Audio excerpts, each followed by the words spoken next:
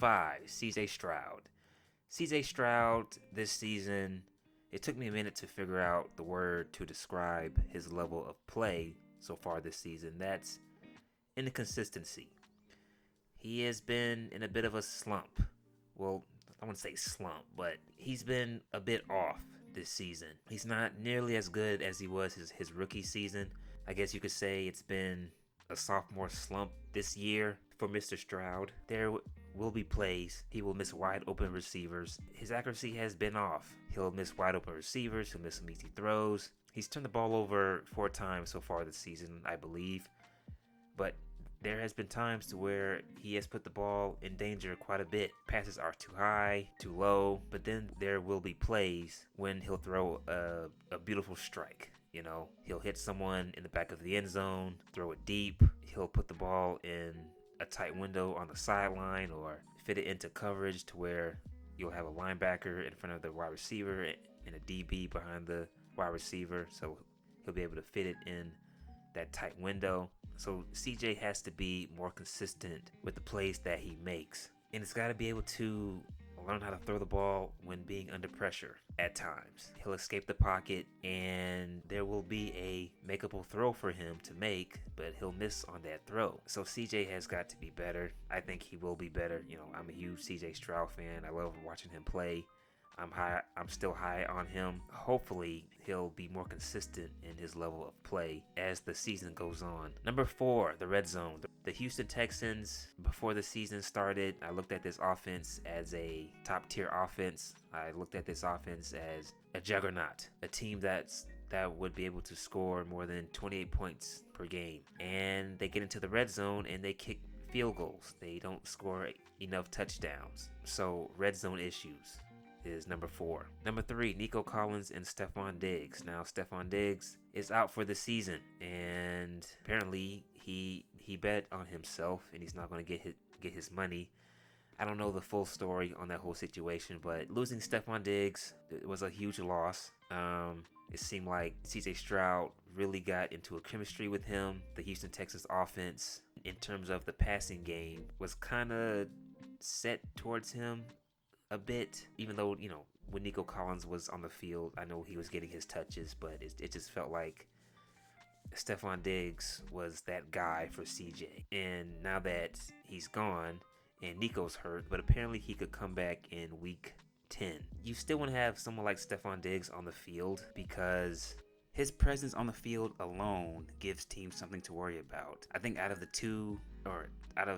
3 with Nico Collins, Tank Dell, and Stefan, I think he is the best route runner out of the 3. If he were to go up against a top corner like Trent McDuffie, I'd feel a lot better in my chances of him winning that matchup.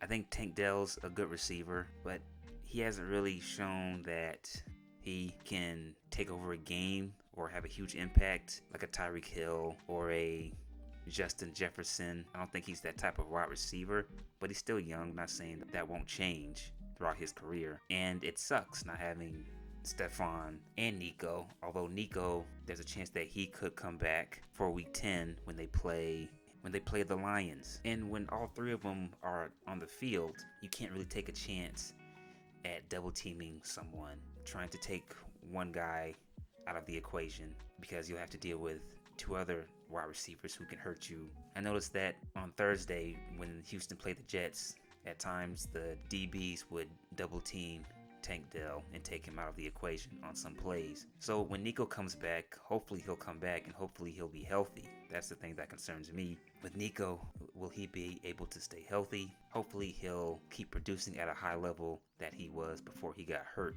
CJ and Nico, they have chemistry. Nico was the number 1 target last season in that wide receiving core, but he has to stay healthy.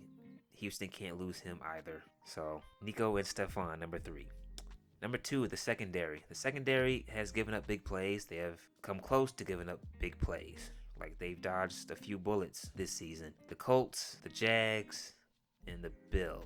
Those teams did not hit on those big home run plays. And as I'm recording this, we just gained an hour. Nice. Daylight saving time is here, bitches. Anyway, if the Colts and the Bills and the Jaguars are able to connect on those big time home run plays, the Houston Texans could probably be 3-6 instead of 6-3. The secondary has to get better. DBs and safeties letting wide receivers run right by them. Their cornerbacks are definitely beatable. I think if teams have a good enough wide receiving core, then they can create separation and keep the cornerbacks for Houston on their heels when they go one-on-one, especially. The safeties need to play better. Who's that safety, number 21? Because he's constantly, he's letting guys get right behind him.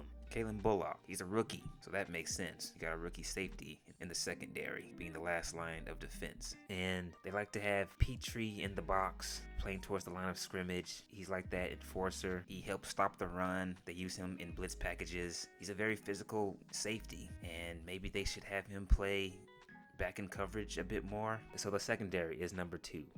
And number 1, the offensive line. Now, in fairness to CJ Stroud, a lot of his struggles is because of the offensive line. The offensive line has struggled to protect him all season so far. He has been sacked in every single game. CJ has been, let me see if I can pull this up. CJ Stroud. CJ has been sacked 30 times already. He has been hit 33 times this season. And against the Jets, he was sacked 8 times. 8 times. Houston's offensive line has not done a good job of protecting him, period. They're okay in the run blocking department. They're okay. They'll create some lanes for Mixon and the other running backs to run through. But when you're going against a Kansas City Chiefs defense, who are even more terrifying when they blitz, okay? But they don't really need to blitz because they can get into the backfield by just rushing 4. They're going to terrorize CJ Stroud all game long. It'll basically be a repeat of the Baltimore Ravens game, that divisional game from last season. How CJ just didn't have any time in the pocket at all to go through his reads. And he's constantly being rushed to go through his reads, and he can't really deliver more accurate passes because he constantly has someone in his face. The offensive line is constantly just getting pushed back and getting bullied at the line of scrimmage. So those are my reasons as to why I think the Houston Texans are not ready to face the Chiefs in the playoffs. I still think that they are good enough to get to the playoffs, but I'm just solely focusing on the Chiefs, okay? Because I picked this team. I picked 3 teams that I thought would be good enough to beat the Chiefs. The Bengals scratched them off. The Jets, even though they won Thursday, still scratched them off. And the Texans, I won't scratch them off just yet. I'll hold out hope. Hopefully they'll prove me wrong. I'm just so tired of the fucking Chiefs. There's no one else in the AFC to me that stands out that I can look at and say, oh, that team could beat the Chiefs. They could stop the Chiefs. Nobody. Not even the Ravens. Okay, the Ravens defense is not even is nowhere close to being as dominant as they were last season. The Chargers, I don't really trust them. The Bills, I don't really trust them. So yeah, those are my thoughts. I'm probably going to piss off some fanboy or girl or T-gender with this one, but whatever. But what do you think? If there's anyone that comes across this video, tell me what you think. Do you think the Texans can still beat the Chiefs? Do you think anybody else can beat the Chiefs? Please like and subscribe. That is it. I am out.